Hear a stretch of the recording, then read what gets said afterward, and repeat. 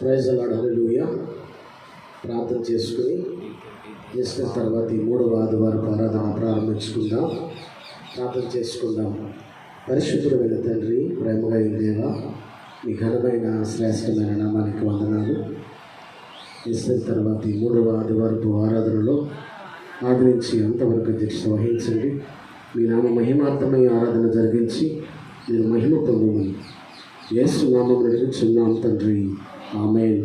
మనమందరము లేచి నిలబడి ఆంధ్ర క్రైస్తవ కీర్తన పుస్తకం నుండి 5వ కీర్తన, నీతిగల యెహోవా స్తుతి మీ ఆత్మతో నర్పించిన కీర్తన పాడుకుందాం. 5వ కీర్తన.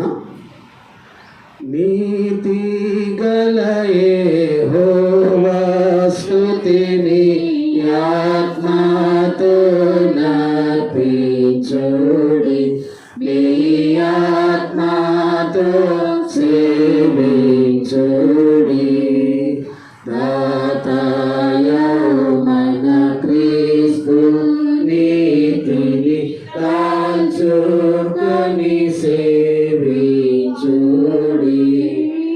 నీతిగల యెహోవా స్తుతిని ఆత్మతో నర్పించుడి, మీ ఆత్మతో సేవించుడి. సకల బుడమియు రవియు జలదియు నదులు గిరులను జక్రగా సగమాలంబగు దైవనామము సర్వదానుతి చేయను. నీతిగల యెహోవా స్తుతిని ఆత్మతో నర్పించుడి, మీ ఆత్మతో సేవించుడి. సర్వశక్తుని కార్యములకి సర్వరాష్ట్రములన్నీయు గర్వములు విడి తలలు వంచుచు నోర్మిలోనుతి చేయను. నీతిగల యెహోవా స్తుతిని ఆత్మతో నర్పించుడి, మీ ఆత్మతో సేవించుడి. గీతాంగవ రాజ్యములచే ప్రీతి పరచెడు సేవతో ఆతకములు పరిహరించెడు దాతానే సేవించుడి. నీతిగల యెహోవా స్తుతిని ఆత్మతో నర్పించుడి, మీ ఆత్మతో సేవించుడి. పరమదూతలు నరులు పుడమిని మొరలు పెట్టుచుడేవుని వరమునందు నాటి యేసుని పాదములు సేవింతురు. నీతిగల యెహోవా స్తుతిని ఆత్మతో నర్పించుడి, మీ ఆత్మతో సేవించుడి. ఇలను భక్తులు కూడుకొనియా బలము గల్గిన దేవుని వెలయు స్తుతి వేణోళ తోడను యేసు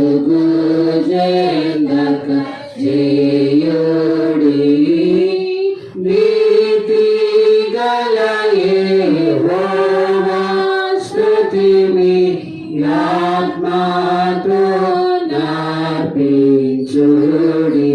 మీ ఆత్మతో సేవించుడి. ఆత్మనివిక మేలు కొలిచు ఆత్మా యేసుని నందిని, త్రిత్వమగుణ ఏకదేవుని ఆశముల సేవింపవే. నీతి గల యెహోవా స్తుతిమి, ఆత్మతో నర్పించుడి, మీ ఆత్మతో సేవించుడి. తండ్రి యొక్కయు కుమారుని యొక్కయు పరిశుద్ధాత్మ యొక్కయు నామమున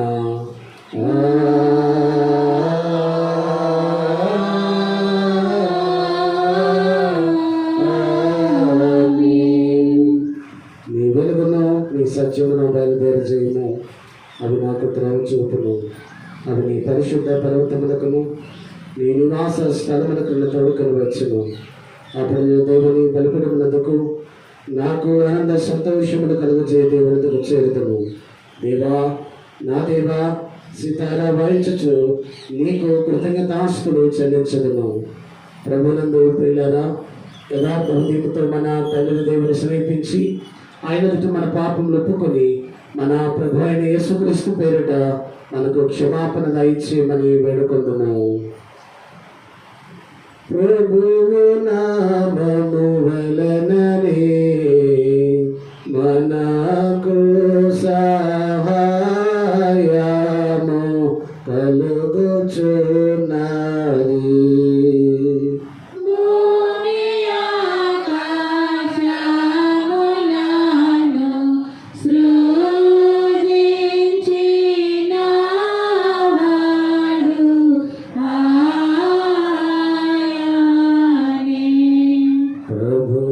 సన్నిధిని నాయతి క్రమములు నేను ఒప్పుకొందునను కొంటిని.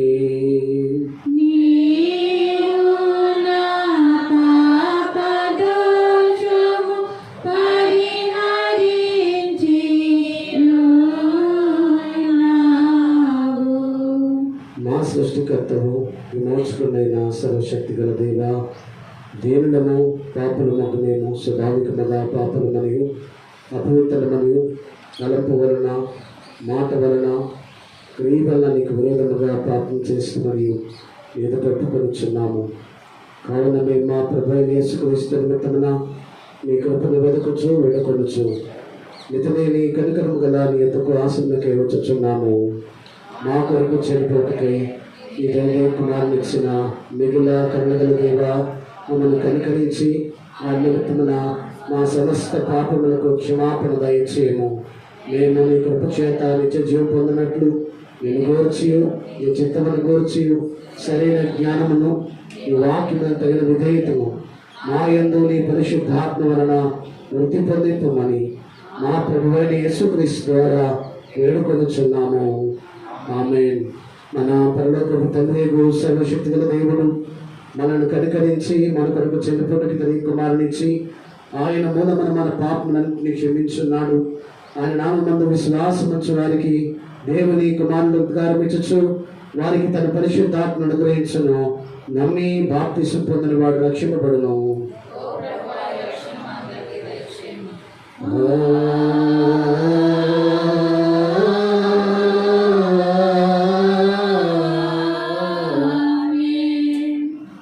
ఈస్టర్ తర్వాతి 3వ ఆదివారం కొరకు ఏర్పాటు చేయబడిన ప్రారంభ గీతము. సర్వలోక నివాసులారా, దేవుని గూర్చి సంతోష గీతం పాడుడి, ఆయన నామ ప్రభావమును కీర్తించుడి, ఆయనకు ప్రభావం ఆరోపించి ఆయనను స్తోత్రించుడి.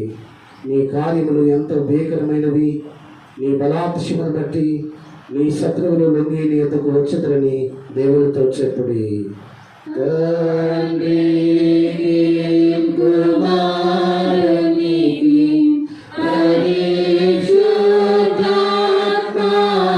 పరిశుద్ధాత్మకును ఆదియందు ఇప్పుడు ఎల్లప్పుడూ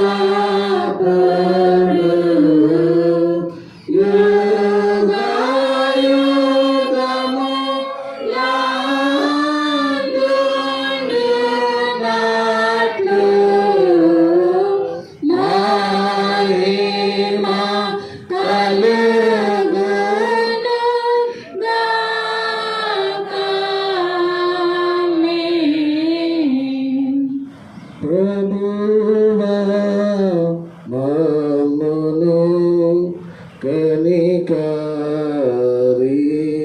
కనికరింపుము. ప్రభువా మమ్మును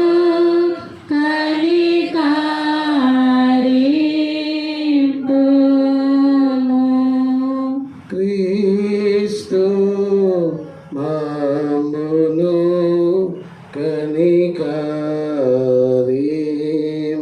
కనికరింపుము. క్రీస్తు మమ్మును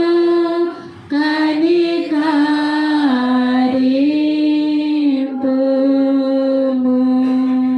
ప్రభువా మమ్మును కనికరింపుము.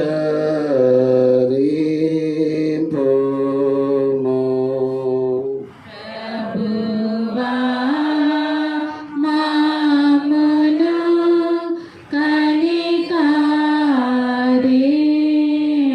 కనికరింపుము.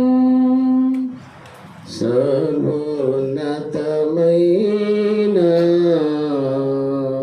వాణిలో దేవునికి మహిమా.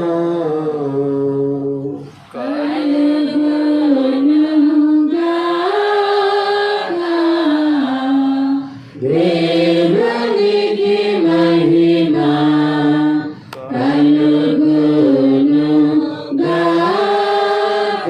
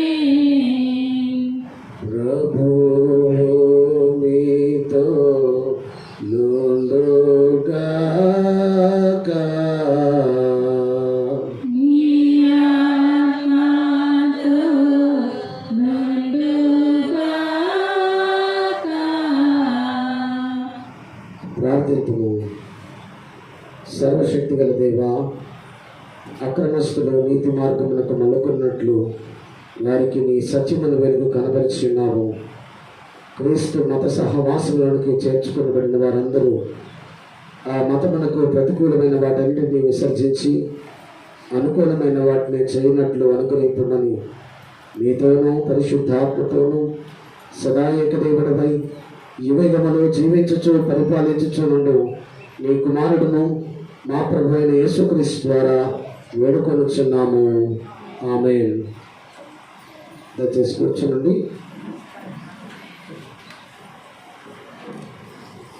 నేటి మన ధ్యానాంశం కొరకు ఏర్పరిచిన లేఖన భాగాలు చదువుగా విందాం.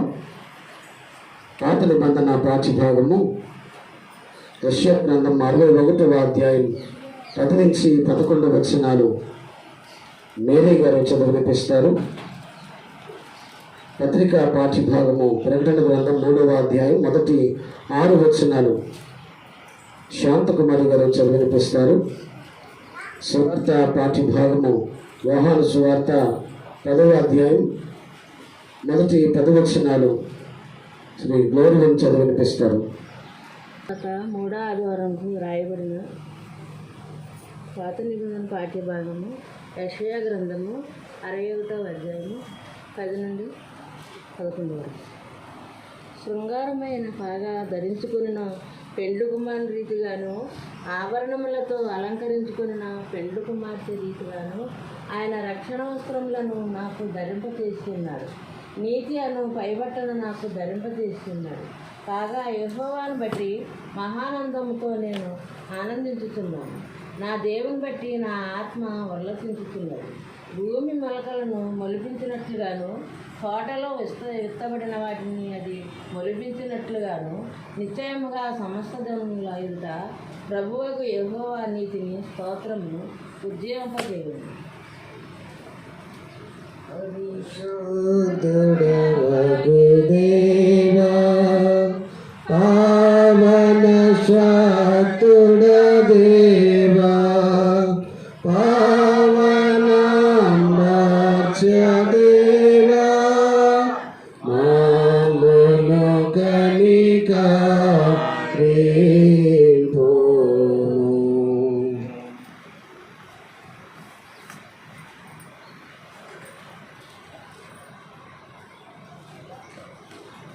ఈస్టర్ తర్వాత మూడవ ఆదివారం కొరకు ఏర్పాటు చేయబడిన పత్రిక వాక్య భాగము యోహాను రాసిన ప్రకటన గ్రంథము 3వ అధ్యాయము 1-6 వరకు ఈ విధంగా రాయబడి ఉన్నది.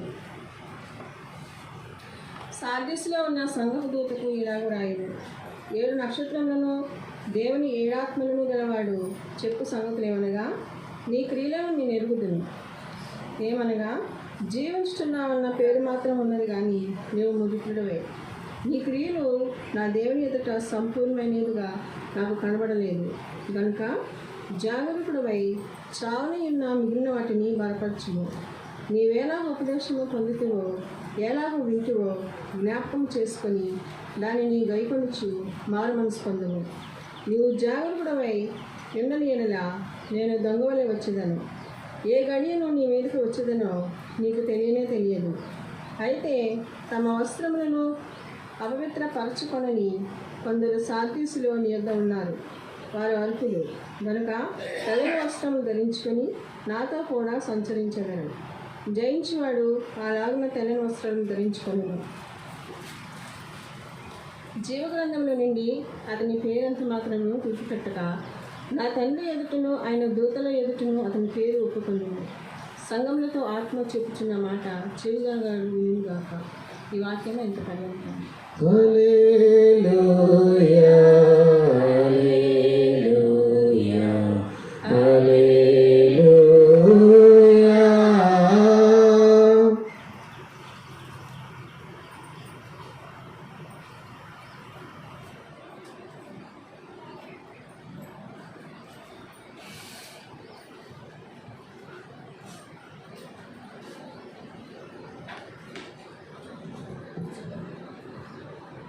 మూడవ ఆదివారం కొరకు ఏర్పాటు చేయబడిన సువార్త వాక్య భాగము యోహాను రాసిన సువార్త 10వ అధ్యాయం మొదటి 10 వచనములు ఈ విధంగా వ్రాయబడి ఉన్నది. ఓ ప్రభువా, నీకు మహిమ కలుగునుగాక. యోహాను సువార్త 10వ అధ్యాయము మొదటి 10 వచనములు. గొర్రెల దొడ్డిలో ద్వారమున ప్రవేశింపక వేరొక మార్గమున ఎక్కువాడు దొంగయు దోచుకొనువాడునై ఉన్నాడు. ద్వారమున ప్రవేశించువాడు గొర్రెల కాపరి. అతనికి ద్వారపాలకుడు తలుపు తీయును. గొర్రెలు అతని శబ్దం వినును. అతడు స్వకీయమైన గొర్రెలను పేరు పెట్టి పిలిచి వాటిని వెలుపలికి నడిపించును. మరియు అతడు స్వకీయమైన గొర్రెలన్నిటినీ వెలుపలికి నడిపించినప్పుడెల్లా వాటికి ముందుగా నడుచును. గొర్రెలు అతని శబ్దం ఎరుగును గనుక అవి అతని వెంబడించును. అన్యుల శబ్దం అవి ఎరుగవు గనుక అన్యుని ఎంతమాత్రమును వెంబడింపక వాని యొద్ద నుండి అన్యుని ఎంతమాత్రమును వెంబడింపక వాని యొద్ద పారిపోవును. మీతో నిశ్చయముగా చెప్పుచున్నానని వారితో అనెను. ఈ సాదృశ్యము యేసు వారితో చెప్పెను గాని ఆయన తమతో చెప్పిన సంగతులు ఎట్టివో వారు గ్రహించుకొనలేదు. కాబట్టి యేసు మరలా వారితో ఇట్లెనను, గొర్రెలు పోవు ద్వారమును నేనే. నాకు ముందు వచ్చిన వారందరూ దొంగలను దోచుకుని వారునై ఉన్నారు. గొర్రెలు వారి శబ్దమును వినలేదు. నేనే ద్వారమును. నా ద్వారా ఎవడైనా లోపల ప్రవేశించిన ఎడల వాడు రక్షింపబడిన వాడై లోపలికి పోవచ్చు, బయటికి వచ్చుచు మేత మేయుచుండును. దొంగ దొంగతనమును హత్యను నాశనము చేయుటకు వచ్చును గాని మరి దేనికి రాడు. గొర్రెలకు జీవం కలుగుటకును అది సమృద్ధిగా కలుగుటకును నేను వచ్చితినని మీతో నిశ్చయంగా చెప్పుచున్నాను. ఈ వాక్యం ఇంతవరకు. ఓ క్రీస్తు నీకు స్తోత్రము కలుగునుగాక.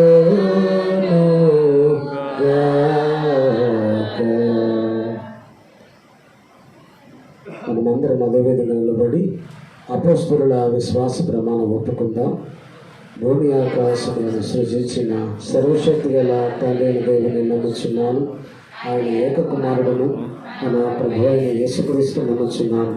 ఈయన పరిశుద్ధాత్మ వలన గర్భమున ధరింపబడి కన్య అయిన మరియకు పుట్టి పొంతి పిలాతు అధికారుల క్రింద శ్రమపడి శిలువ వేయబడి చనిపోయి సమాధి చేయబడి అదృశ్య లోకంలోనికి దిగినయు చనిపోయిన వారిలో నుండి 3వ దినమున లేచి పరలోకమునికి ఎక్కి సర్వశక్తి గల తండ్రి దేవుని కుడి చేతి వైపున కూర్చుని సజీవులకును మృతులకును తీర్పు చేయుటకు ఒకనాడు వచ్చినయు నమ్ముచున్నాను. పరిశుద్ధాత్మ నమ్ముచున్నాను. పరిశుద్ధ క్రైస్తవ సంఘమును పరిశుద్ధుల సహవాసమును పాపక్షమాపణయు శరీర పునరుద్ధానమును నిత్య జీవనము నమ్ముచున్నాను. ఆమేన్. దయచేసి కూర్చోనండి.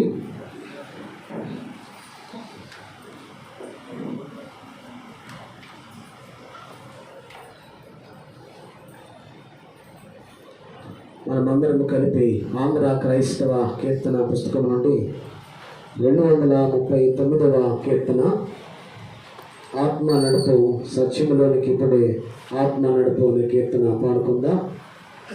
ఆంధ్ర క్రైస్తవ కీర్తన పుస్తకం నుండి 239వ కీర్తన పాడుకుందాం. వెనక కూర్చున్న వారు కొంచెం ముందుకు వచ్చి కూర్చుని చెప్తాను. నేను కొంచెం ముందుకు వచ్చేయండి. వినీల్ ఆదమ్ గారు మీరందరూ ముందుకు వచ్చేయండి.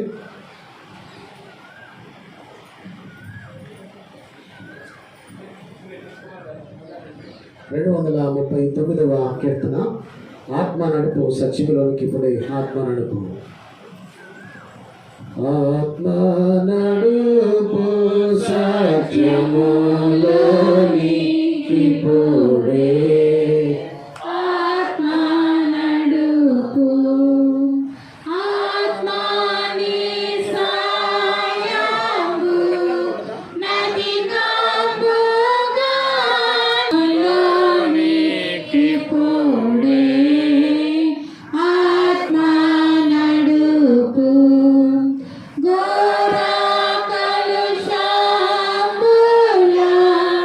దూరా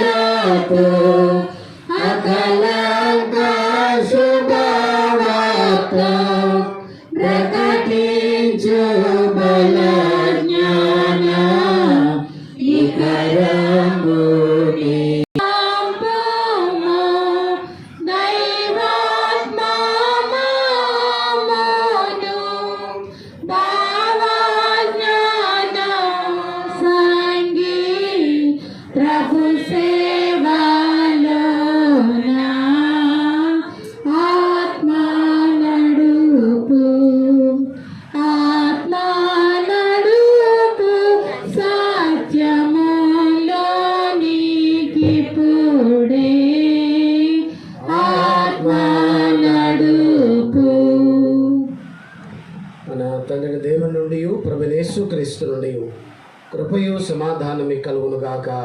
ఆమేన్.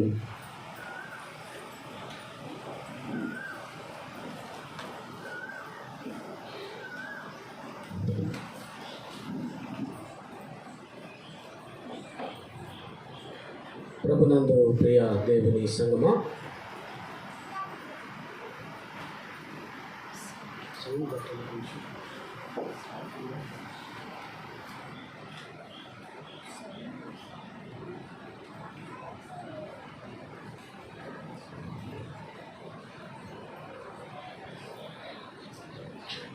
ప్రభునందు ప్రియ దేవుని సంగమా, ప్రభునామాన మీ అందరికీ వందనాలు, శుభాలు తెలియజేస్తున్నాను. మరి ఈరోజు స్త్రీలందరికీ మదర్స్ డే శుభాకాంక్షలు తెలియజేస్తున్నాను. దేవుడు మిమ్మల్ని అందరినీ దీవించి ఆశీర్వదించును గాక. ఆమేన్. చదవనటువంటి లేఖన భాగాలు మనం చదువుగా విన్నాం.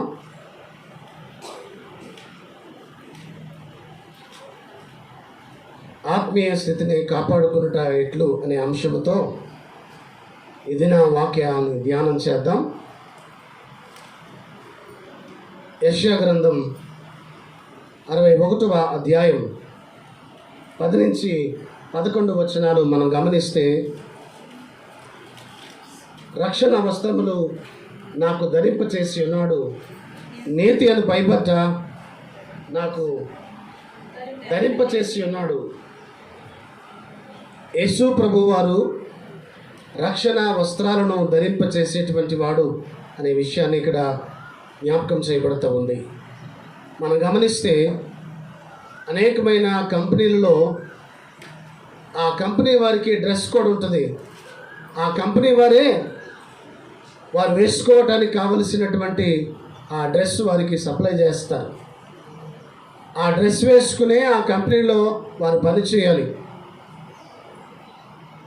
దేవుని బిడ్డలుగా నీవు నేను ఆయన ఇచ్చేటువంటి రక్షణ వస్త్రాలు ధరించేవారిగా మనం ఉండాలి అని దేవుని వాక్యం మనకు స్పష్టంగా తెలియపరుస్తూ ఉంది. ఆయన రక్షణ వస్త్రము నాకు ధరింపచేసి ఉన్నాడు, నీతి అనే పైబట్ట లేదా నీతి అనే వస్త్రాలు ఆయన నాకు ధరింపచేశాడు.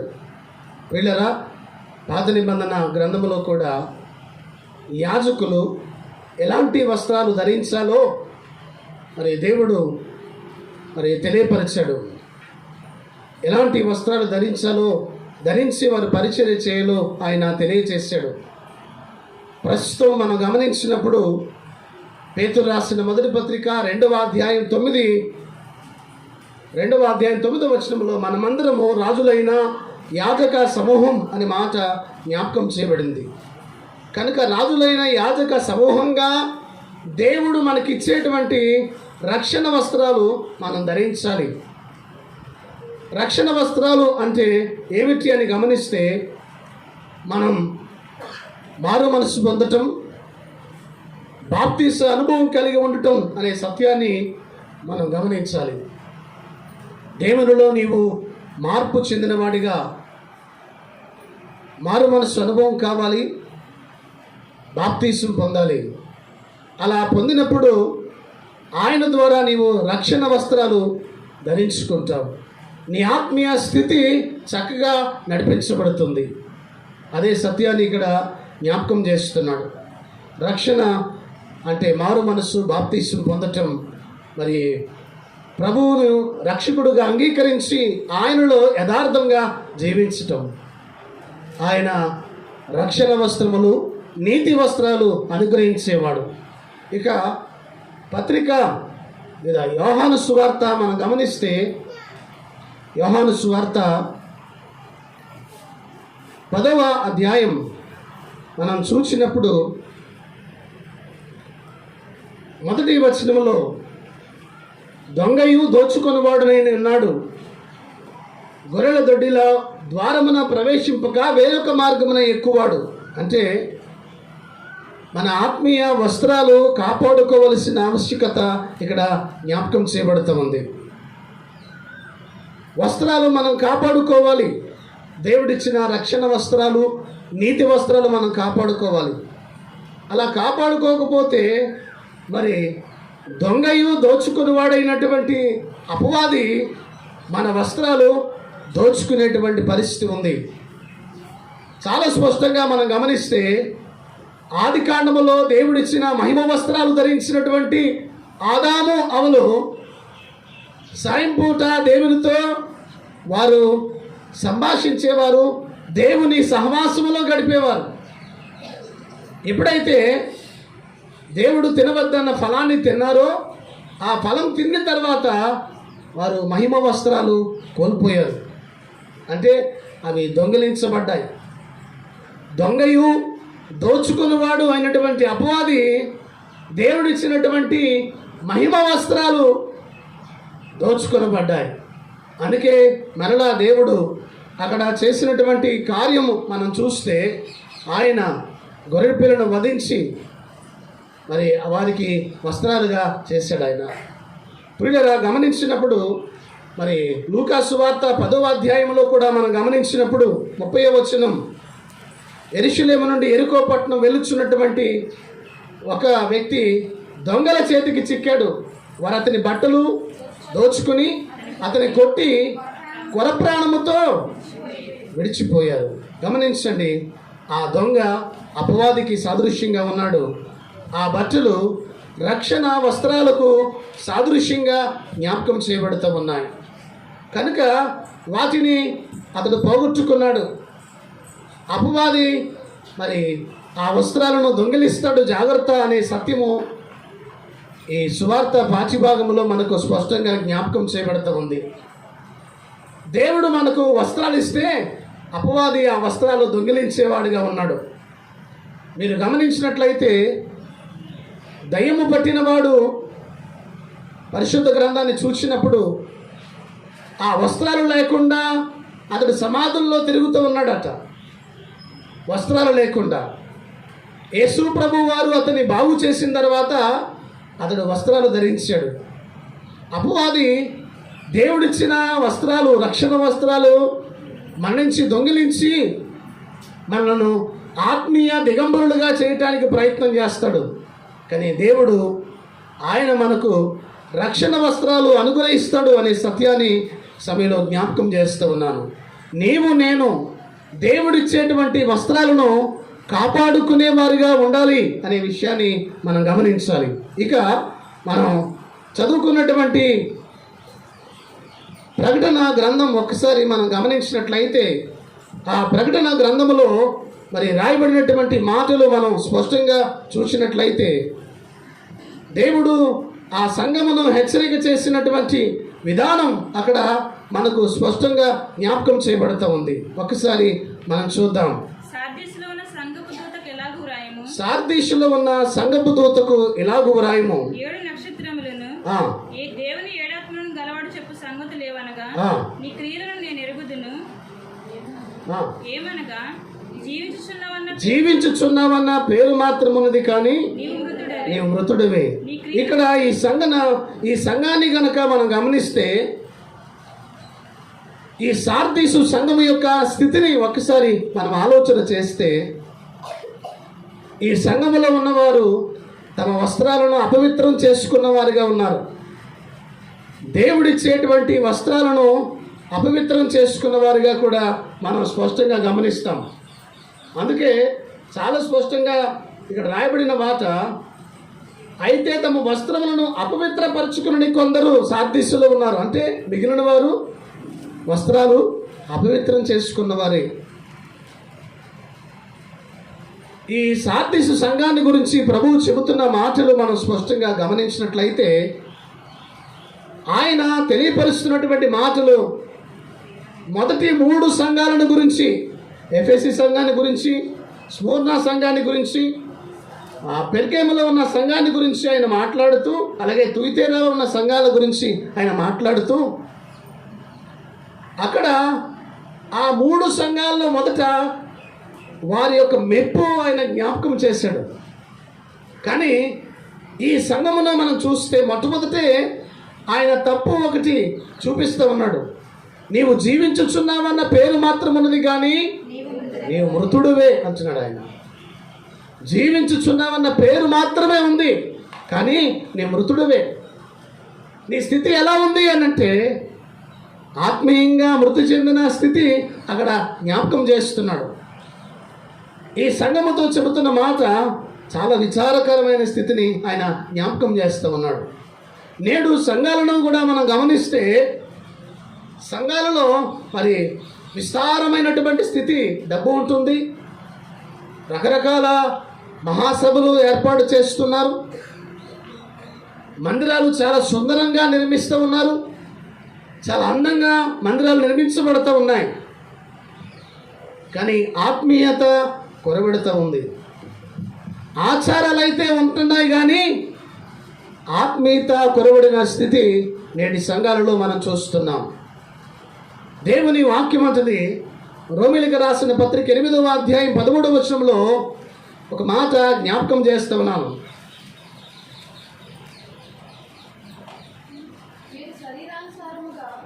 మీరు శరీరానుసారముగా ప్రవర్తించేవారు అయితే ఇక్కడ జ్ఞాపకం చేయబడుతున్న మాట మీరు చూస్తే శరీరానుసారంగా ప్రవర్తించేవారు చచ్చిన స్థితిలో ఉన్నట్టుగానే ఉంది. ఈ సార్టీసు సంఘాన్ని గురించి ప్రభు చెప్పిన మాట, నీవు జీవించుచున్నావన్న పేరు మాత్రం ఉన్నది కానీ నీవు మృతుడవే.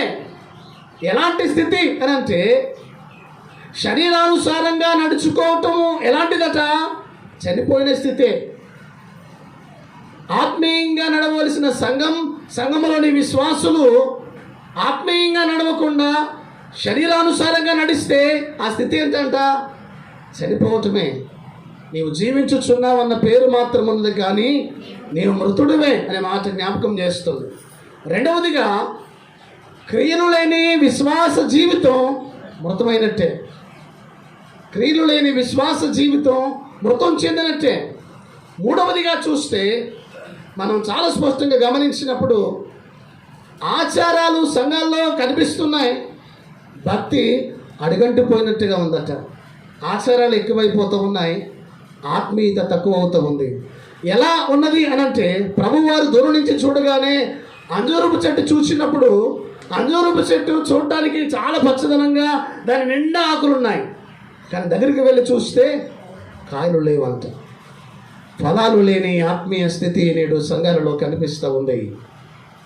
అందుకే ప్రభువారు ఈ సార్దీసు సంఘాన్ని హెచ్చరిక చేస్తూ ఆ సంఘం యొక్క ఆత్మీయ స్థితి సరిగా లేదు, ఆ సత్యాన్ని జ్ఞాపకం చేస్తున్నాడు. ఈరోజు ఒకవేళ దేవుడు మనతో కూడా మాట్లాడుతూ ఉంటే మనము ఆకులు తప్ప ఫలాలు లేనటువంటి క్రైస్తవులుగా ఉన్నామేమో మనం పరిశీలన చేసుకోవాలి. ఎలా ఉంది మన ఆత్మీయత? ఒకసారి మనం పరిశీలన చేసుకోవాలి.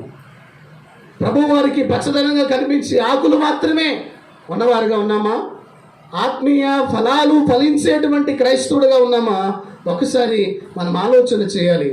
అయితే ప్రభువు మన నుంచి కోరుకుంటుంది ఏమిటంటే ఆత్మీయ ఫలాలు ఫలించాలని ప్రభు కోరుతున్నాడు. ఇక ఆ తర్వాత ఆ సంఘాన్ని గురించి ప్రభు చెప్పిన మాట మనం చూస్తే మరి ఆయన జ్ఞాపకం చేస్తూ, నీ క్రియలు నా దేవుని ఎదుట సంపూర్ణమైనవిగా కనబడలేదు అంటున్నాడు. దేవుని ఎదుట నీ క్రియలు సంపూర్ణంగా లేవు. ఎలా ఉందట? లోకంతో సగం, దేవునితో సగం, బ్యాలెన్స్డ్గా వెళ్ళిపోతున్నాడంట క్రైస్తవుడు. చాలా చక్కగా బ్యాలెన్స్డ్గా. అంటే ఆనాడు యూదా ఇస్కరియోతు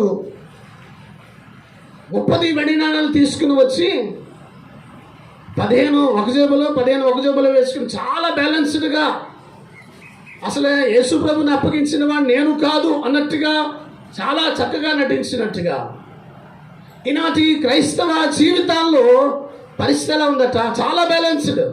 ఇటు లోకాన్ని ఇటు దేవుణ్ణి రెండిటిని సంతోషపరచడానికి ప్రయత్నం చేస్తున్న వారుగా ఉంటున్నాం. అందుకే నీ క్రియలు నా దేవుని ఎదుట సంపూర్ణమైనవిగా కనబడటం లేదు. కానీ దేవుడు ఏం కోరుతున్నాడు? మనం పరిపూర్ణమైన వారిగా ఉండాలని దేవుడు కోరుతున్నాడు. పరిపూర్ణత మన జీవితాలకు అవసరం, అది దేవుడు కోరుతున్నాడు. పరిపూర్ణమైన స్థితి కావాలి. అసంపూర్ణత అనేది పసితనాన్ని చూపిస్తూ ఉంది. అసంపూర్ణత అంటే చిన్నపిల్లల్ని మనం తిడుతూ ఉంటాం కదా, లేకపోతే అప్పుడే యవన వయసుకు అడుగు పెట్టిన బిడ్డలు కూడా తిడుతూ ఉంటాం. ఏంటి ఇంకా చిన్నపిల్లలు చేష్టలు చేస్తున్నావు, ఏంటి చిన్నపిల్లలాగా ప్రవర్తిస్తున్నావు అని మాట్లాడుతూ ఉంటాం. అంటే ఒక ఏజ్కి వచ్చినప్పటికీ మనిషి నుండి మనం కోరేది ఏంటంటే సంపూర్ణత కలిగిన వ్యక్తిత్వం చూస్తాం. అసంపూర్ణమైన స్థితి ఏంటంటే ఇంకా చిన్నపిల్లల అసలు మానలేదు, నువ్వు చిన్నపిల్లలుగా ప్రవర్తిస్తున్నావు అంటాం. అంటే యేసు ప్రభువు వారు కూడా క్రైస్తవ విశ్వాస జీవితంలో అసంపూర్ణత కాకుండా సంపూర్ణత కావాలని కోరుతూ ఉన్నాడు. సంపూర్ణత కావాలని కోరుతూ ఉన్నాడు. సంపూర్ణమైన స్థితి కావాలని కోరుతూ ఉన్నాడు. నిజమే. ఒకవేళ మీరు గమనించండి, చాలా ప్యాకెట్స్ తెచ్చి ఇక్కడ పెట్టి ఆ ప్యాకెట్స్ పిన్ ఓపెన్ చేసి నేను లడ్డు ఒకరికి మిక్చర్ ఒకరికి, లడ్డు ఒకరికి మిక్చర్ ఒకరికి పెడుతున్నాం అనుకోండి, మీకు ఎలా ఉంటుంది? రెండు కలిపి ఇవ్వకుండా ఈయనేంటి మిక్చర్ ఇస్తున్నాడు, లడ్డు వచ్చినాడు అనుకుంటాడు, నాకు మిక్చర్ లేదనుకుంటాడు. మిక్చర్ ఉన్నవాడు లడ్డు లేదు అంటే అసంపూర్ణంగా ఉందా ఆ ప్యాకెట్. ఆ రెండు కలిపిస్తే సంపూర్ణంగా అనిపిస్తుంది. ఈనాటి మన క్రైస్తవ జీవితంలో కూడా ఏమవుతుందట, మన క్రియలు దేవుని ఎదుట సంపూర్ణమైనవిగా లేవు, అసంపూర్ణంగా ఉన్నాయి. అదే దేవుడు మనకు జ్ఞాపకం చేస్తున్నాడు. మనుషులలో అసూయ, శరీర కోరికలు నెరవేర్చుకోవటం, ఇంకా నువ్వు గమనిస్తే పార్టీ తత్వాలు, కలహాలు, ఇవన్నీ మన ఆత్మీయతను కప్పివేస్తూ ఉన్నాయి, అసంపూర్ణతను చూపిస్తూ ఉన్నాయి. కానీ ప్రభువు కోరుతున్నాడు మనం సంపూర్ణమైన వారిగా ఉండాలని, పరిపూర్ణమైన స్థితికి మనం రావాలని ఆయన కోరుతున్నాడు. మన క్రియలు సరిగా లేవు అనే మాట ప్రభువు ఇక్కడ జ్ఞాపకం చేస్తున్నాడు.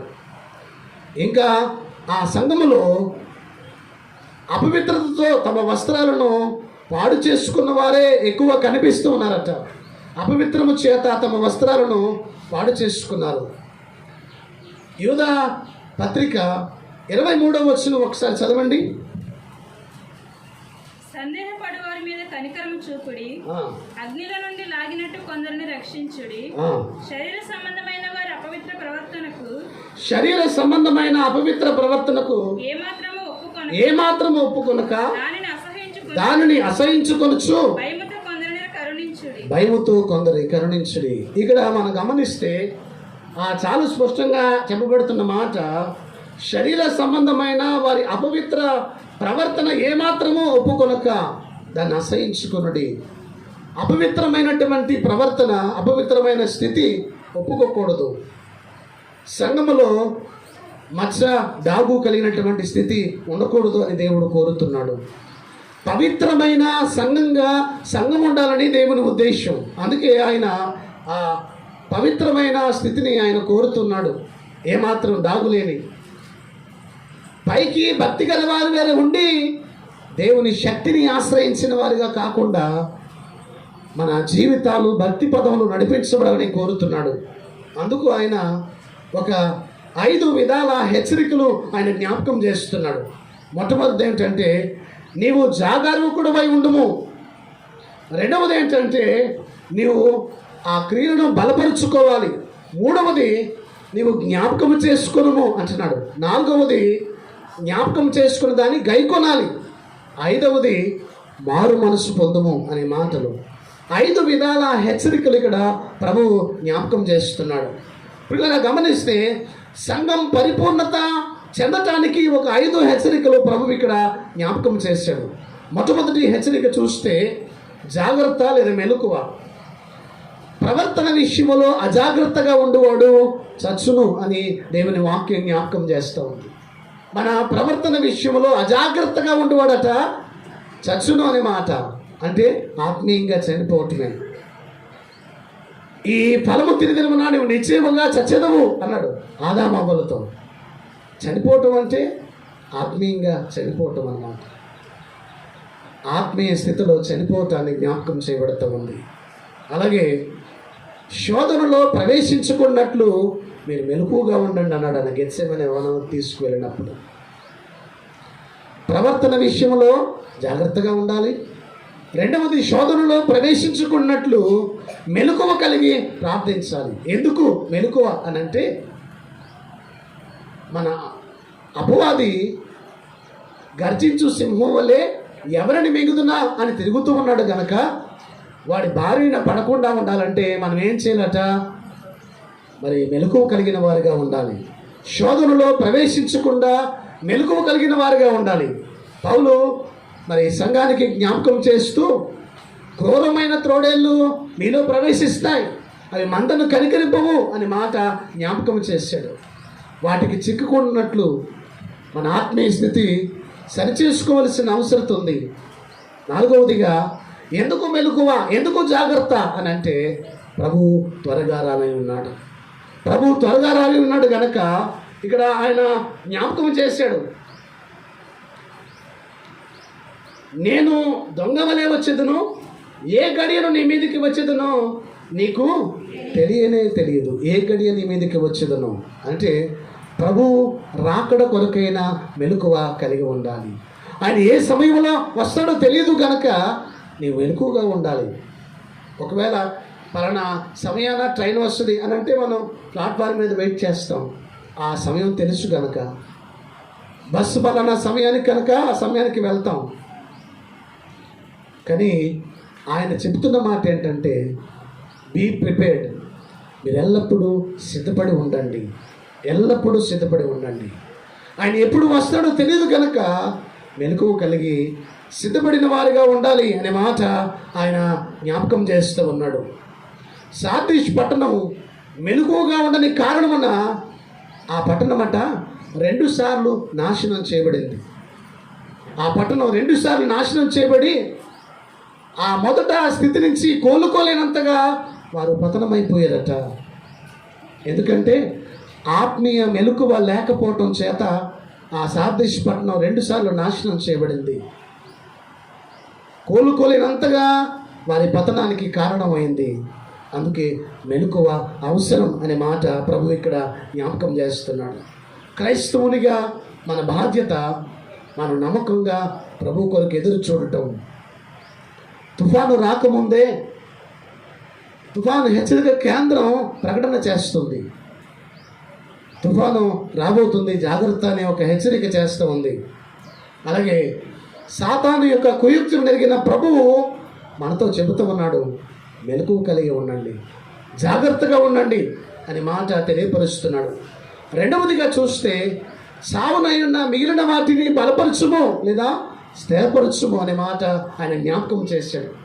అంటే ఇక నీ జీవితంలో మిగిలిన స్థితి ఆ చావనైనా ఆ ఆత్మీయతను తిరిగి బ్రతికించుకోవాలి, బలపరుచుకోవాలి. మెలకుగా ఉన్నప్పుడే ఆ పరిస్థితిని మనం కనుగొని బలపరుచుకోగలం, స్థిరపరచుకోగలం.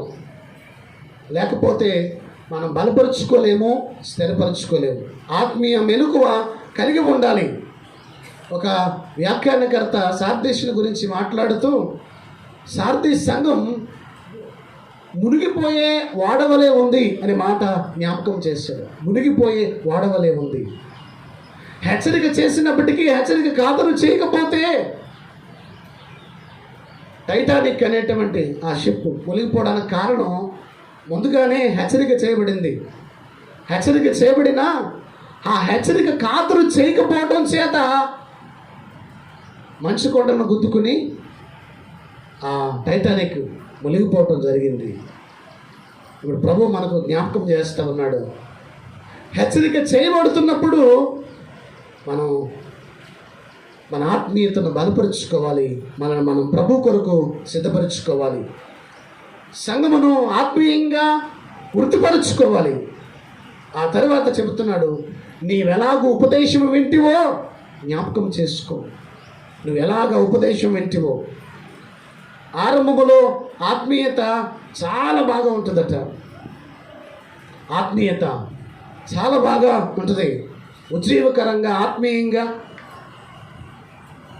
ఇక సంఘంలో ఏ పనైనా అన్నిటికీ ముందుండి పని చేస్తూ ఉంటామట. లేదా దేవుని పని అంటే ఏదైనా, దేవుని కొరకు ఏ తీర్మానమైనా చాలా ప్రభువుని అంగీకరించే కొత్త దినాల్లో చాలా ఉత్సాహంగా ఉంటామట. రాను రాను ఆత్మీయత సన్నగిల్లిపోతుంది, నేరసిల్లిపోతాం. నేను కాకపోతే ఇంకోటి చేస్తాడులే, నేనే చేయాలేంటి ఇంకోటి చేస్తాడు అని ఆ ఆత్మీయత సన్నగిల్లిపోయే పరిస్థితి ఏర్పడుతూ ఉందట. రాను రాను ఆత్మీయత సన్నగిల్లిపోయే పరిస్థితి ఉంది. అందుకే మొదటి స్థితిని జ్ఞాపకం చేసుకుని ఆ ప్రభు దగ్గరకు రావాలి అని ఆయన ఎఫెసీ సంఘాన్ని పిలిచినట్టుగా ఇప్పుడు సార్దీసు సంఘానికి ఆయన జ్ఞాపకం చేస్తున్నాడు. ఆ మొదటి స్థితిని జ్ఞాపకం చేసుకుని అందులో ఉన్న లోపాలను సవరించుకోవాలి, నిర్లక్ష్యం చేయకుండా ఉండాలి. ఆ సత్యాన్ని ఇక్కడ ప్రభు జ్ఞాపకం చేస్తున్నాడు. నీవు మారు మనసు పొంది ఆ చెడును విడిచిపెట్టుము అనే మాట జ్ఞాపకం చేస్తున్నాడు. మారు మనసు పొంది ఆ చెడును విడిచిపెట్టాలి. ఆ చెడును విడిచిపెడితేనే ప్రభువుకు అంగీకారమైన స్థితి కలిగి ఉంటావు. అదే ప్రభు ఇక్కడ జ్ఞాపకం చేస్తూ ఉన్నాడు. దేవుని వాక్యం ప్రకటించబడుతుండగా అది మనలో ఫలించటానికి కావలసిన ఆత్మీయ సిద్ధపాటు మనకు ఉండాలట. ఆత్మీయ సిద్ధపాటు.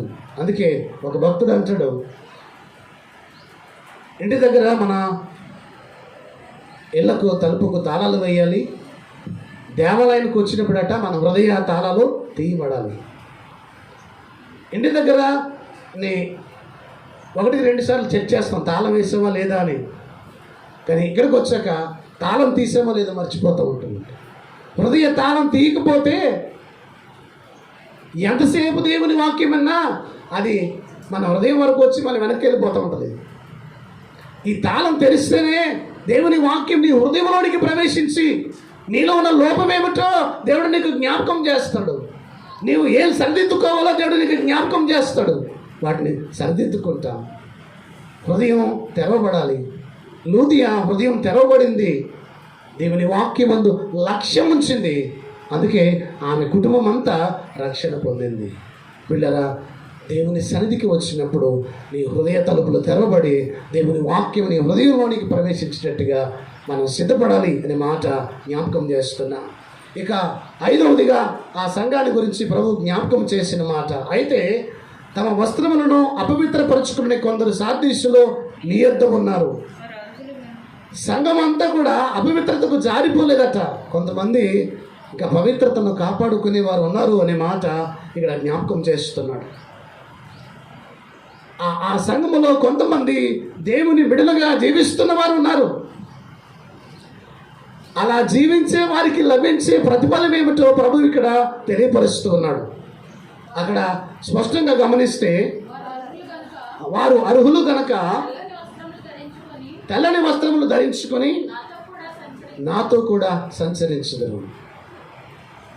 ప్రభువు మెచ్చుకున్నవాడే యోగ్యుడు, తను మెచ్చుకున్నవాడు యోగ్యుడు కాదంట. నేను గొప్పవాడిని అనుకున్నవాడు ఎప్పటికీ గొప్పవాడు కాలేడు. ప్రభువు గొప్పవాడిగా ఎంచితే మనుషులు గొప్పవాడిగా ఎంచకపోయినా దేవుడు గొప్పవాడిగా చేస్తాడు.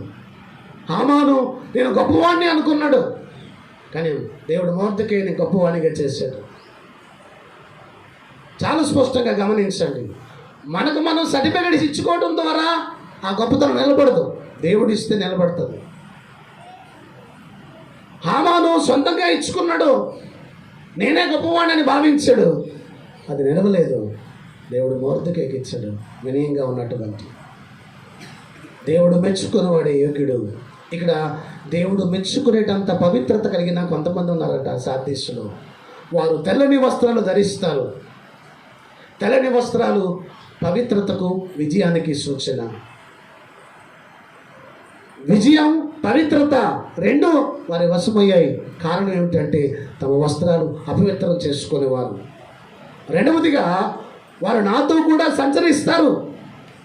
పవిత్రులుగా, నమ్మకస్తులుగా ఉన్నవారు ప్రభువు ఇచ్చేటువంటి గొప్ప ఆధిక్యత, ఆయనతో పాటు ఉండే గొప్ప ధన్యకరమైన స్థితి, ఆయనతో పాటు ఉండే ధన్యకరమైన స్థితి.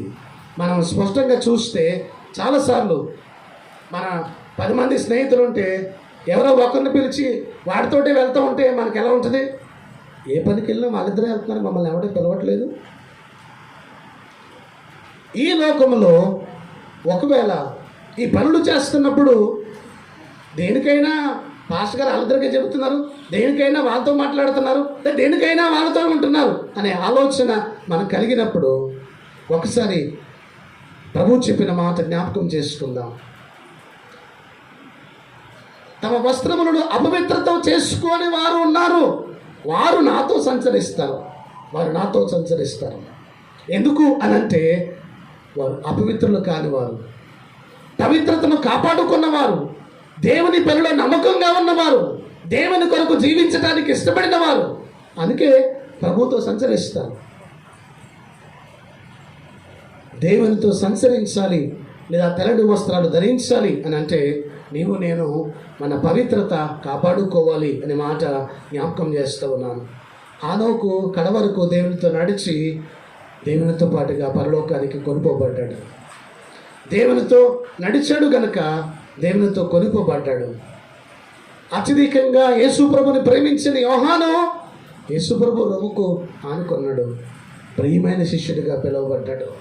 ఎందుకు అనంటే పవిత్రతను, దేవునితో సహవాసాన్ని పోగొట్టుకోకుండా దేవుని కొరకు జీవించిన ఆత్మీయ స్థితి.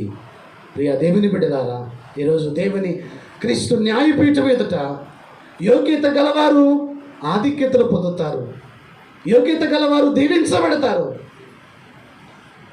దేవుని దగ్గర నీ యోగ్యత లేకపోతే మనం పరలోక భాగ్యాన్ని కోల్పోతామనే సత్యాన్ని సమయంలో జ్ఞాపకం చేస్తున్నా. అందుకే ఇక్కడ రాస్తూ ఉన్నాడు, జయించువాడు అలాగూ తెల్లని వస్త్రములు ధరించును అనే మాట రాస్తూ ఉన్నాడు. జయించువాడు తెల్లని వస్త్రములు ధరించును. ఆ తెల్లని వస్త్రములు నీతిని కూడా జ్ఞాపకం చేస్తున్నాయి. ఇంకను అంటాడు ఆయన, జీవ గ్రంథమందు అతని పేరు ఎంత మాత్రమును తుడుచుపెట్టక, ఆయన తుడుపు పెట్టడట. జీవ గ్రంథములో అతని పేరు తుడుపు పెట్టదు. మోషే అన్నాడు, ప్రభువా వీరిని శిక్షిస్తే నా పేరు ఆ జీవగ్రంథంలో తీసేయమని చెప్పాడు. అప్పటికి జీవగ్రంథంలో పేరు సంపాదించుకున్న వాడిగా మోషే ఉన్నాడు, దేవుని కొరకు జీవించి. అయితే నా పేరు అందులో వద్దు ప్రభువా, వీరిని క్షమించాలని కోరాడు. గమనించండి పిల్లరా, జీవగ్రంథములో నీ పేరు లిఖించబడిందా? లిఖించబడేటట్టుగా నీ జీవితం ఉందా? ఈరోజు మనం అనుకుంటాం, ఆధార్ కార్డులో నా పేరు సరిగ్గా పడలేదండి, మా ఇంటి పేరు సరిగ్గా వేయలేదు, నా పేరు సరిగ్గా వేయలేదు, లేదా మా పిల్లవాడి పేరు సరిగ్గా వేయలేదు, మా ఇంటి అడ్రస్ సరిగ్గా వేయలేదు, మా ఫోన్ నెంబర్ సరిగ్గా వేయలేదు అని అవన్నీ సరి చేసుకోవడానికి ప్రయత్నం చేస్తూ ఉన్నా. రేషన్ కార్డులో మా పిల్లవాడి పేరు లేదు, ఆ పేరు ఎక్కించుకోవడానికి లైన్లో నిలబడుతూ ఉన్నాం. గమనించండి పిల్లరా, విదేశాలకు వెళ్ళటానికి పాస్పోర్ట్లు సిద్ధపరచుకుంటున్నాం, కానీ దేవుని జీవ గ్రంథంలో పేరు లిఖించబడటానికి ఏమాత్రమైన ప్రయత్నం చేస్తున్నామా? దేవుని జీవ గ్రంథంలో పేరు లిఖించబడితే నీ పేరు ఆధార్ కార్డులో లేకపోయినా పర్లేదు, రేషన్ కార్డులో లేకపోయినా పర్లేదు, దేవుని జీవ గ్రంథంలో నీ పేరు ఉంటే నువ్వు ధన్యుడు. ఇక్కడ పేరు లేకపోయినా పర్లేదు, ప్రభుత్వం ఇచ్చే గృహ పథకాల్లో నీ పేరు లేకపోయినా పర్వాలేదు, దేవుడు ఇచ్చేటువంటి ఆ గొప్ప స్థితి దేవుడు మనకు అనుగ్రహిస్తాడు. అందుకే ఆయన జ్ఞాపకం చేస్తున్నాడు, జీవ గ్రంథంలో వారి పేరు ఎన్నిటికీ తుడుపు పెట్టను అనే మాట జ్ఞాపకం చేస్తున్నాడు. నా తండ్రి ఎదుటను ఆయన దూతల ఎదుటను అతని పేరు నేను ఒప్పుకుంటాను అంటున్నాడు. వీళ్ళని గమనించండి, ఆ తండ్రి ఎదుట మరి దూతల ఎదుట అతని పేరు ఒప్పుకుంటారట. భూమి మీద నువ్వు నీ ప్రభువుని అంగీకరించగలిగితే పరలోకమందు నువ్వు అంగీకరించబడతావు. నలుగురిలో యేసు ప్రభుని గురించి మాట్లాడలేనివాడు, నలుగురిలో నువ్వు క్రైస్తవుని చెప్పుకోలేని నీ స్థితి పరలోకములో అంగీకరించబడదు అనే విషయాన్ని గమనించాలి. నేను జ్ఞాపకం చేస్తున్నాను, నా తండ్రి ఎదుట ఆయన దూతల ఎదుట అతని పేరు ఒప్పుకుందును. మనిషి ఎదుట దేవుని కొరకు సాక్ష్యం ఇచ్చేవాడు పరలోకమందు కూడా సాక్ష్యాన్ని పొందుకుంటాడట. మనిషి ఎదుట దేవుని కొరకు సాక్ష్యం ఇచ్చేవాడు పరలోకంలో కూడా సాక్ష్యాన్ని పొందుకుంటాడు. కనుక ఈ ఉదయకాల సమయమున ఈస్టర్ తర్వాత 3వ ఆదివారం రక్షణ వస్త్రాలు ఇచ్చే యేసయ్యను ఆశ్రయించాలి. వస్త్రాలు పోగొట్టుకోకుండా మనం కాపాడుకోవాలి. అపవిత్రత లేనటువంటి మాలిన్యము లేని జీవితాలతో ప్రభుతో సంచరించి ప్రభు ఇచ్చే తెల్లని వస్త్రాలు ధరించేటువంటి ఆ నీతి, పవిత్రత, పరిశుద్ధము, విజయానికి కారకమైన ఆ తెల్లని వస్త్రాలు ధరించగలిగి ఆత్మీయ స్థితి మనం సంపాదించుకోవాలి. రే దేవుని సంగమా, ఎలా ఉన్నాం మనం? ఆయన సార్దీసు సంఘాన్ని గురించి హెచ్చరిక చేస్తున్నాడు. ఈరోజు ఒకవేళ మనల్ని ప్రశ్నిస్తూ ఉంటే, నీవు జీవించుచున్నావన్న పేరు మాత్రం ఉన్నది, కానీ నీవు మృతుడివే అని ప్రభు మనల్ని అంటే మన పరిస్థితి ఏంటి? ఎలా ఉన్నాం మనం? మృతులుగా ఉన్నామా? ఆత్మీయ జీవం కలిగిన వారుగా ఉన్నామా? జీవం సంపాదించుకోవడానికి ప్రయత్నం చేస్తున్నామా? ఆత్మీయతను కోల్పోతున్నామా? ఎలా ఉన్నాం? ఒకసారి మనం పరిశీలన చేసుకుందాం. ప్రభు కొరకు ఆయన తెల్లని వస్త్రాలు, రక్షణ వస్త్రాలు, నీతి వస్త్రాలు ధరించి ఆయన కొరకు జీవించే వారిగా ఉండటానికి పరిశుద్ధాత్మ దేవుడు తన కృప మనందరికీ అనుగ్రహించును గాక. ఆమేన్. సమస్త జ్ఞానమునకు మించిన దేవుని సమాధానం యేసుక్రీస్తు వలన మన హృదయములకు, మన తలంపులకు కావలి ఉండును గాక. ఆమేన్. దేవా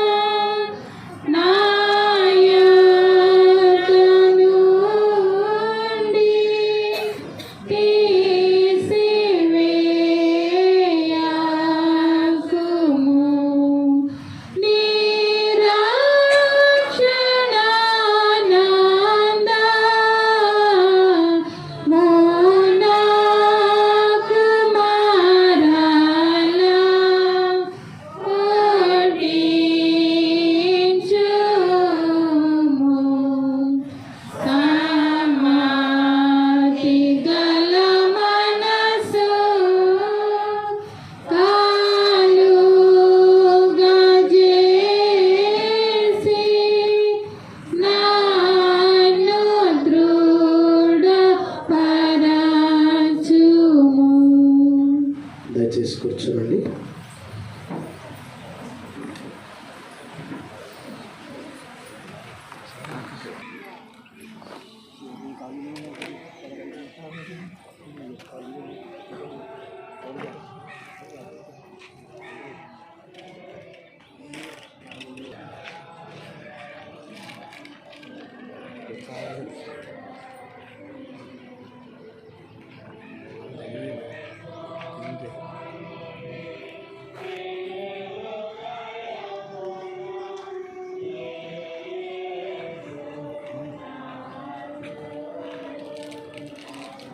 ప్రార్థన చేసుకుందాం.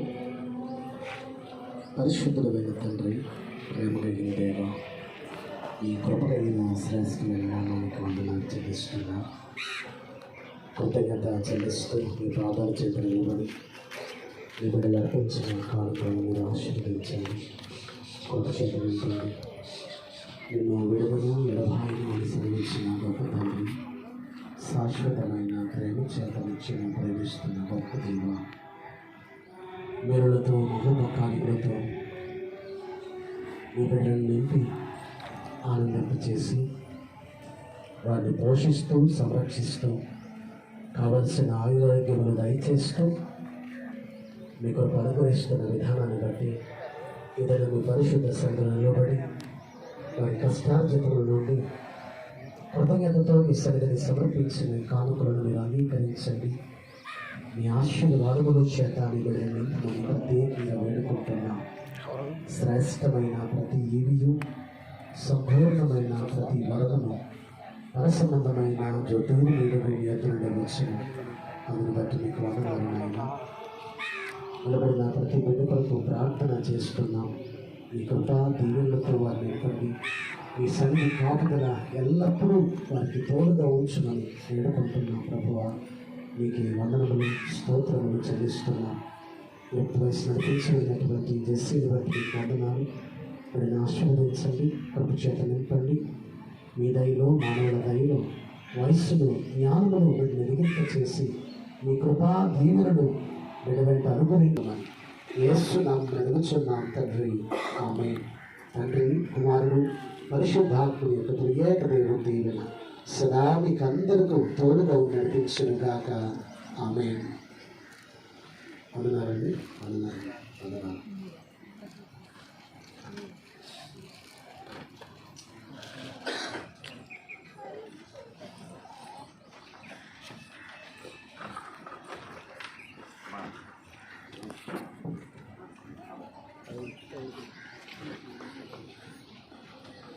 సంఘ కానుకలు సమర్పిస్తుండగా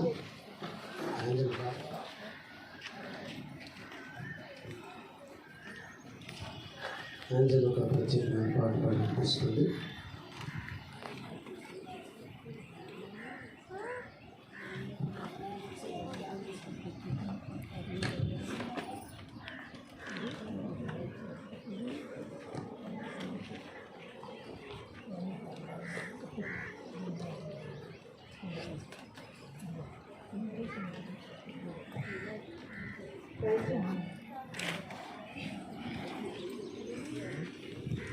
సన్నుతించి పాడెదను, నీ మహిమను కొనియాడెదను. సన్నుతించి పాడెదను, నీ మహిమను కొనియాడెదము. శ్రీమంతుడా శాలేము రాజా, శ్రీమంతుడా శాలేము రాజా, మహిమా ఘనత నీకే, నీకే. మహిమా ఘనత నీకే, నీకే. సన్నుతించి పాడెదను, నీ మహిమను కొనియాడెదము. సన్నుతించి పాడెదను, నీ మహిమను కొనియాడెదము. నీ సన్నిధిలో సంతోషం కలదు, నీ వాక్యమే నా జీవపు వెలుగు. నీ సన్నిధిలో సంతోషం కలదు, నీ వాక్యమే నా జీవపు వెలుగు. నీ పైన కొనినా సంపూర్ణ శాంతి, నీ పైన కొనినా సంపూర్ణ శాంతి ఇచ్చెదవు నీవు నాకు ప్రియతమా. ఇచ్చెదవు నీవు నాకు ప్రియతమా. సన్నుతించి పాడెదను, నీ మహిమను కొనియాడెదము. సన్నుతించి పాడెదను, నీ మహిమను కొనియాడెదము. ఈ లోకములో నీ సాటి ఎవరు, నీ యందు కలవు సర్వ సంపదలు. ఈ లోకములో నీ సాటి ఎవరు, నీ యందు కలవు సర్వ సంపదలు. నా ప్రాణనేస్తమా నన్ను ఆదరించుమా, నా ప్రాణనేస్తమా నన్ను ఆదరించుమా. అనుదినము నీ కృపలో ప్రియతమా, అనుదినము నీ కృపలో ప్రియతమా. సన్నుతించి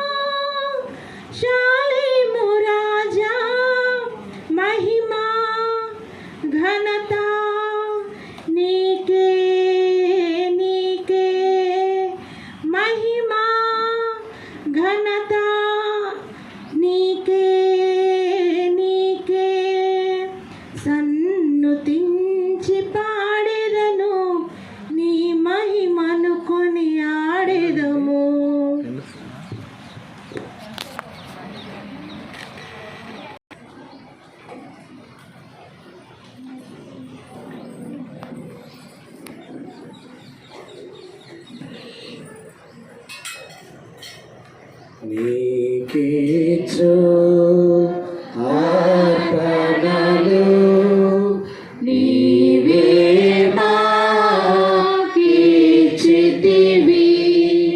మాకు నా సకలాస్తుల్,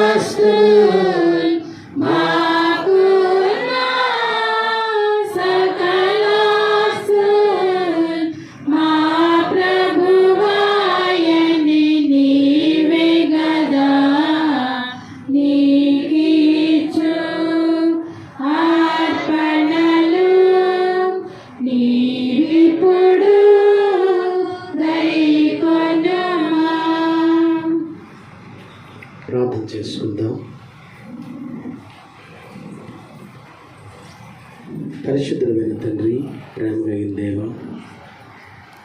మీ ఘనమైన శ్రేష్టమైన నామానికి వందనాలు.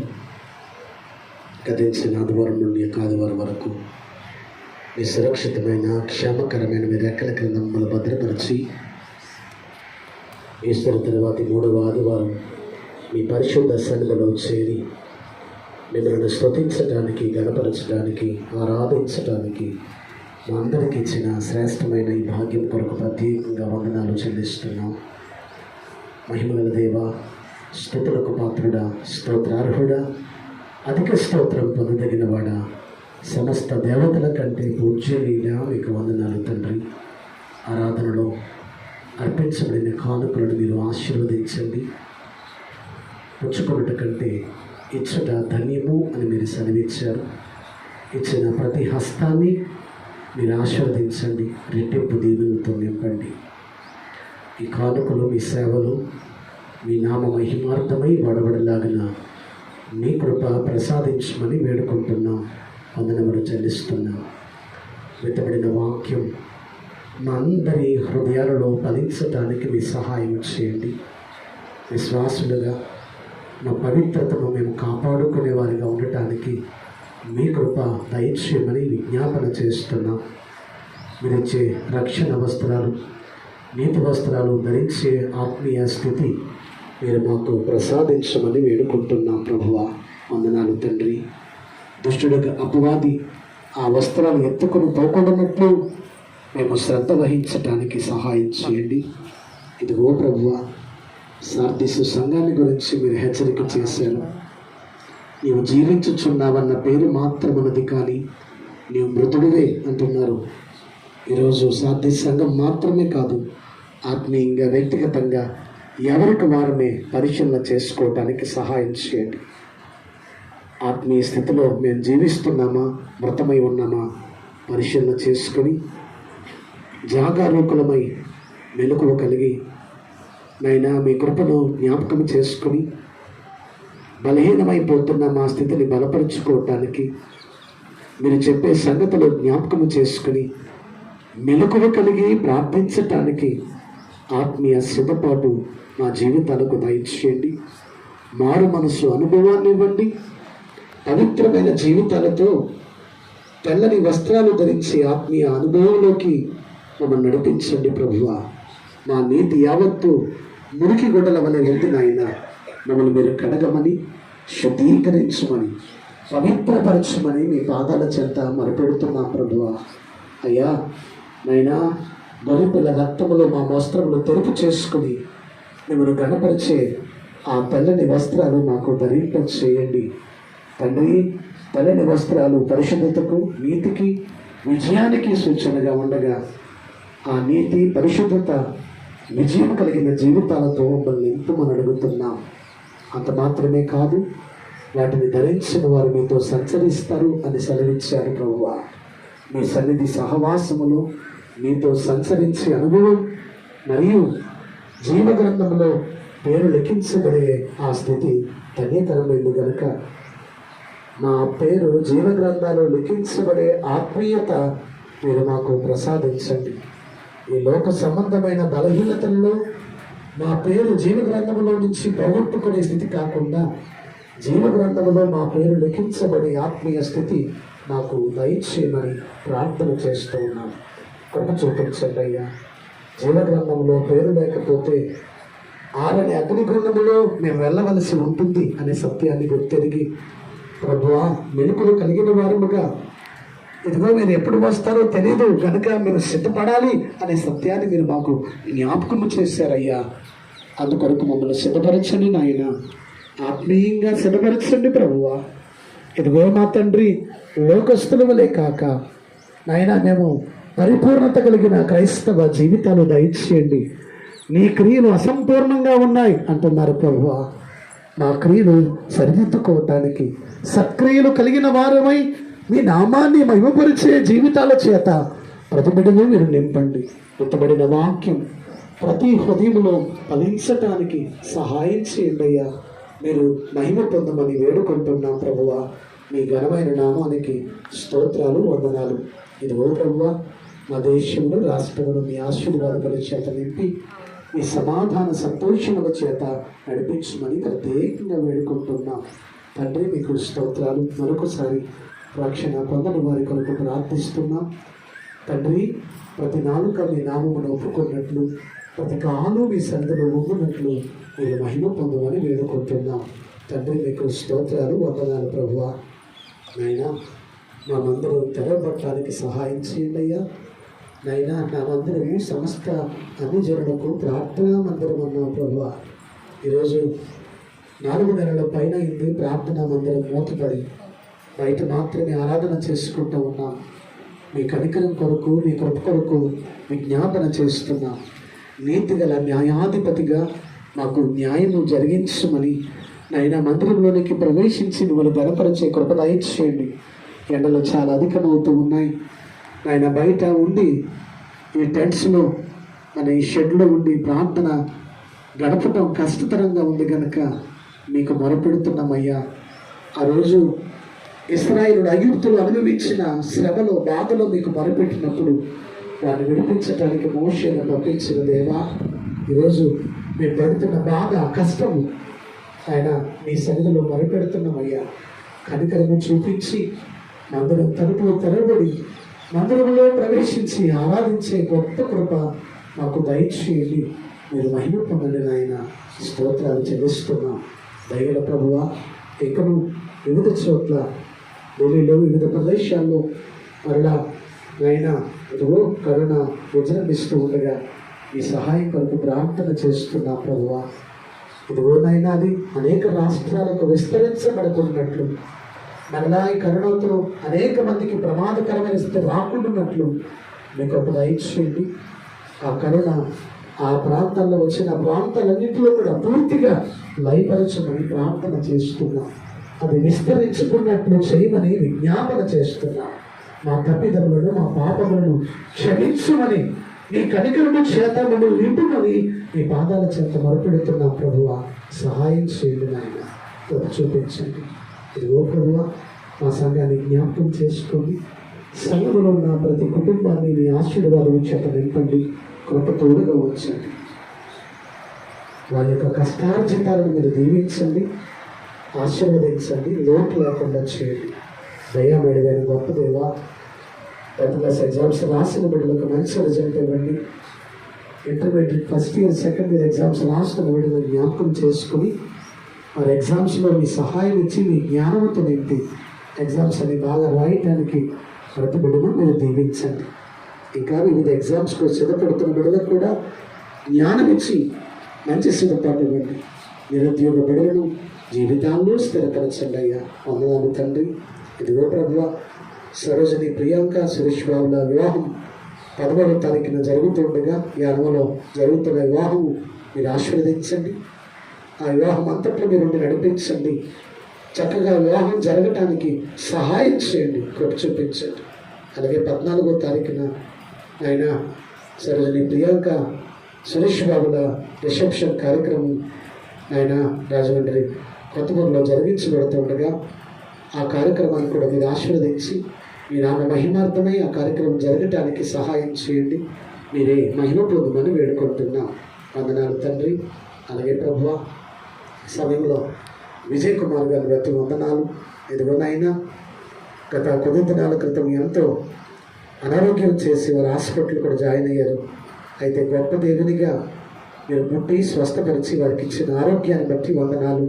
ఇంకా పరిపూర్ణమైన ఆరోగ్యం విజయ్ కుమార్ గారికి దయచేయండి. అలాగే ప్రభువా, మరి నాయన రాకేష్ చిన్న కొరకు ప్రార్థన చేస్తున్నా, బిడ్డను జ్ఞాపకం చేసుకోండి.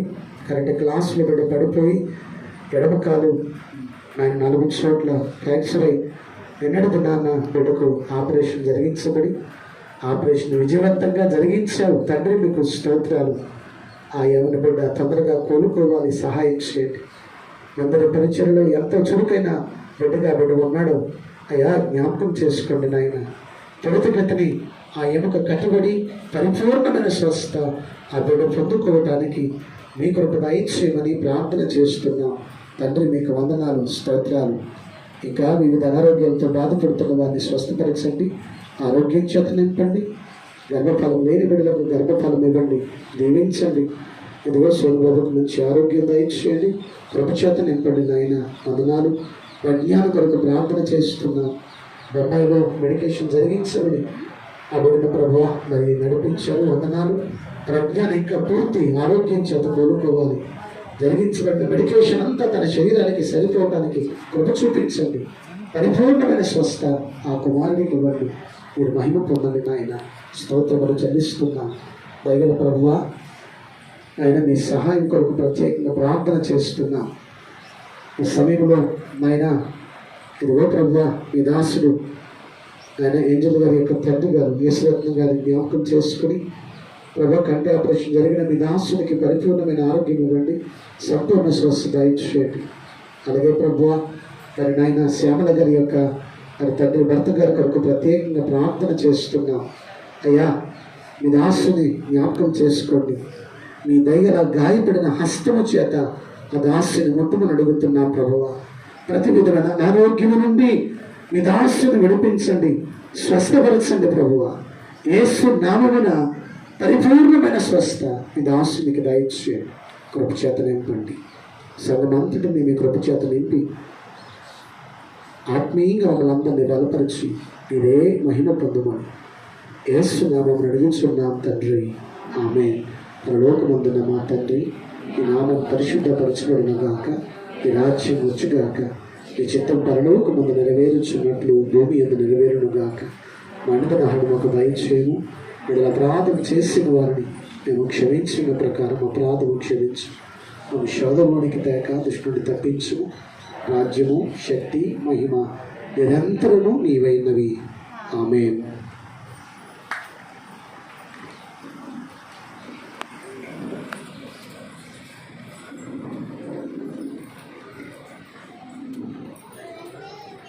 ప్రభునందు ప్రేమైన వాళ్ళారా, ప్రభు నామాన మీ అందరికీ వందనాలు, శుభాలు తెలియజేస్తున్నాను. కొన్ని ప్రకటనలు విందాం.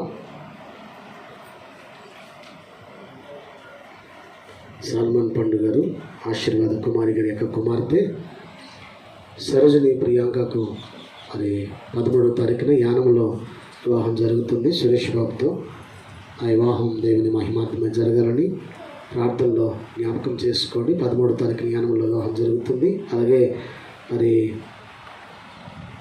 14వ తారీఖు అనగా శనివారం సాయంత్రం 6 గంటలకు ఎస్ఎస్ ఫంక్షన్ హాల్లో రిసెప్షన్ ఏర్పాటు చేయబడింది. మరి కనుక సంఘాన్ని ఆహ్వానిస్తూ ఉన్నారు. అందరూ గమనించి ఆ రిసెప్షన్ కార్యక్రమంలో పాల్గొని ఆ దంపతులు మీరు ఆశీర్వదించాలని, కార్యక్రమం అంతా చక్కగా జరుగులాగాను కూడా మీ ప్రార్థనలో జ్ఞాపకం చేసుకోవాలని ప్రత్యేకంగా మనవి చేస్తూ ఉన్నారు. అయితే గమనించండి. 14వ తారీఖు సాటర్డే మరి ఎస్ఎస్ ఫంక్షన్ హాల్ కొంతమూరులో రిసెప్షన్ జరుగుతుంది.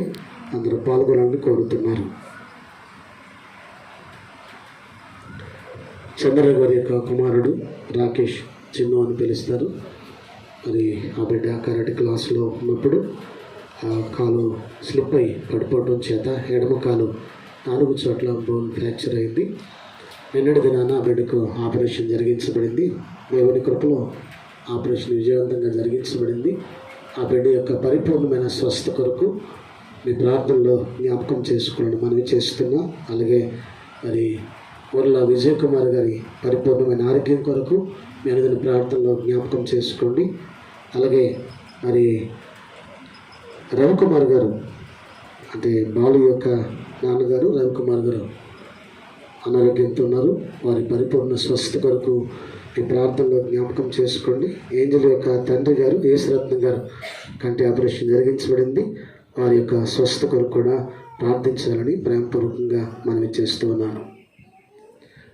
గమనించండి, మరొకసారి తెలియపరుస్తున్న ఆదివారం మరి 8:30 గంటలకే ఆరాధన ప్రారంభిస్తున్నాం కనుక అందరూ సమయాన్ని పాటించండి. ఎందుకంటే ఎండలు ఎక్కువ అవుతున్నాయి కనుక 8:30కే ఆరాధన ప్రారంభించబడుతుంది. దయతో అందరూ సహకరించి సమయానికి రావాలని ప్రేమపూర్వకంగా మనవి చేస్తూ ఉన్నాం. తొందరగా దేవుని కృప మన మీద ఉంచబడలాగిన ప్రార్థన చేయండి. తొందరలో మనం మందిరంలోనికి వెళ్ళాలని, మీ అందరూ ప్రార్థన చేయాలని ప్రేమపూర్వకంగా మనవి చేస్తూ ఉన్నాను. శుక్రవారం ప్రార్థన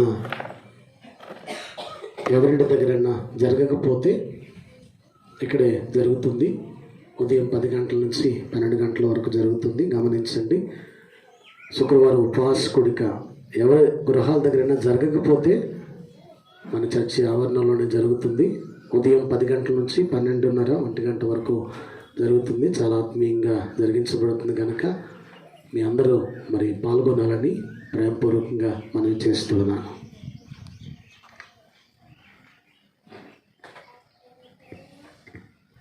కలిపి ఆంధ్ర క్రైస్తవ కీర్తన పుస్తకం నుండి 426వ కీర్తన. నా రక్షకుని వెంబడింతునన్నిటిని ఘోరమైన కొండలైన జంకొందును అనే కీర్తన పాడుకుందాం. ఆంధ్ర క్రైస్తవ కీర్తన పుస్తకం నుండి 426వ కీర్తన. నా రక్షకుని వెంబడింతునన్నిటిని ఘోరమైన కొండలైన జంకొందును అనే కీర్తన పాడుకుందాం. నా రక్షకుని వెంబడి ఘోరమైన కొండలైన జంకొందును సురక్షితంబుగాను నేను వెళ్ళుదు. పరమ కిరీటమందు వరకు యేసు నేను ఎన్నడెన్నడును ఆశతో నన్నిట వెంబడింతును.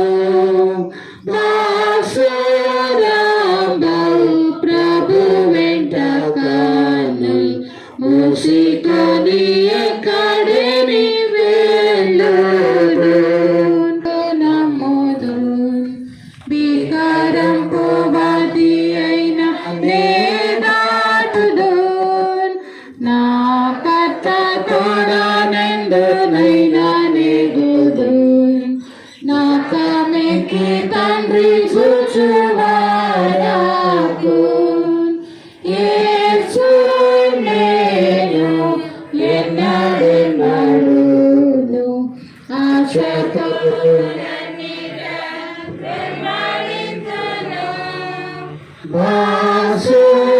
బాసురాంబవు ప్రభు వెంట కన్ను మూసికొని ఎక్కడిని వెళ్ళుదు.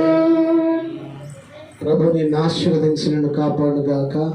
ప్రభు నీకు సన్నిధి ప్రకాశింపజేసి నిన్ను కరుణించుగాక. ప్రభు నీ మీద సన్నిధి కాంతులు ఉదయింపచేసి నీకు సమాధానము కలుగు చేయునుగాక.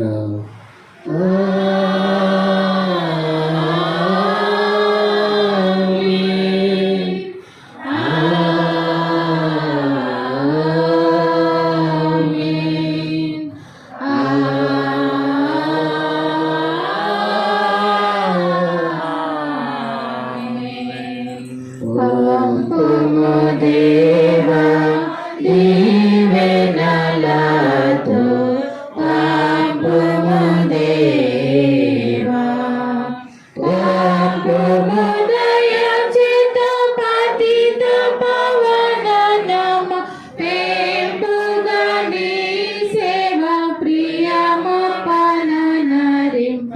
పంపుము దేవా దీవెనలతో పంపుము దేవా.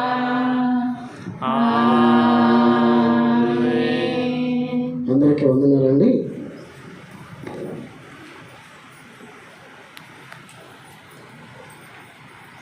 మదర్స్ డే శుభాకాంక్షలు తెలియజేస్తున్నాను. దేవుడు మిమ్మల్ని అందరినీ దీవించి ఆశీర్వదించును గాక. ఆమేన్.